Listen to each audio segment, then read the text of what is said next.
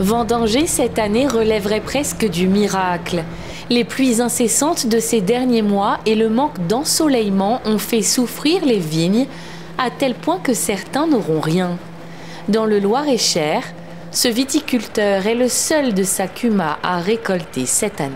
On a eu environ 150 mm depuis un mois.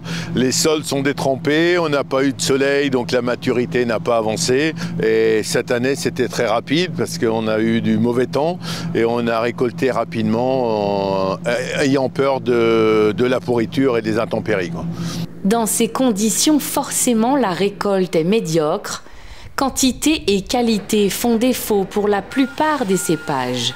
J'avais estimé une demi-récolte, on va faire plus de 60%, donc c'est plutôt positif, mais il n'empêche qu'il manque quand même 40%. En qualité, eh bien, en fait, j'ai récolté des très bonnes cuvées en pinot noir, en rouge, où il y avait moins de rendement.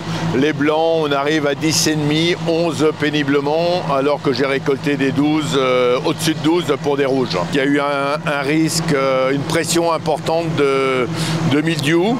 On a pu maîtriser, c'est pour ça aussi qu'on n'a qu'une récolte partielle pour cette année. Et pour ne rien arranger, ces vendanges se déroulent dans des conditions particulièrement éprouvantes. Les sols gorgés d'eau rendent la machine difficilement maîtrisable. Et quand vient le moment de ressortir des parcelles, les travaux virent à l'exploit.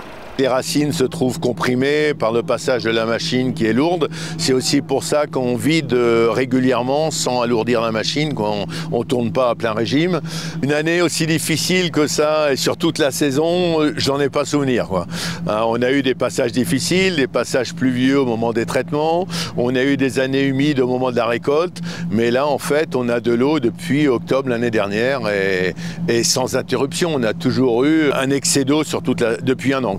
Ce viticulteur espère un hiver plus sec qui lui permettra de remettre les sols en état et d'éviter que le mildiou ne se stocke trop en quantité dans ses vignes.